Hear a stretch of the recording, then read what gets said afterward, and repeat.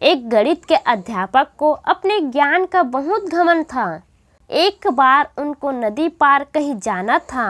वे एक नाव में बैठ गए। नाविक एक बूढ़ा आदमी था।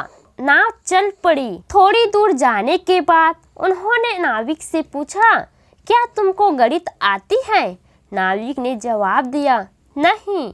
इस पर शिक्षक बोले, तब तो तुम्हारी 4 आने चौथाई जिंदगी बेकार हो गई। नाविक ने चुपचाप सुन लिया। थोड़ा और आगे जाकर अध्यापक ने पूछा, क्या तुमको भूगोल का ज्ञान है? नाविक ने कहा, मुझे नहीं पता कि भूगोल क्या होता है। तब वह शिक्षक बोला, तब तो तुम्हारी 8 आने आधी जिंदगी बर्बाद हो गई। नाविक इस बार भी कुछ नहीं बोला। थोड़ी देर बाद नाव बीच धारा में पहुंच गई। अचानक तेज हवा चलने लगी, जिससे नाव डगमगाने लगी। तब नाविक ने शिक्षक से पूछा, आपको तैरना आता है? अध्यापक ने कहा, नहीं, मुझे तैरना नहीं आता है।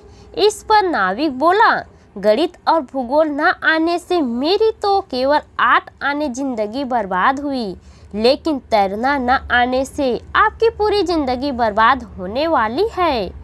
अध्यापक का घमंड चूर चूर हो गया।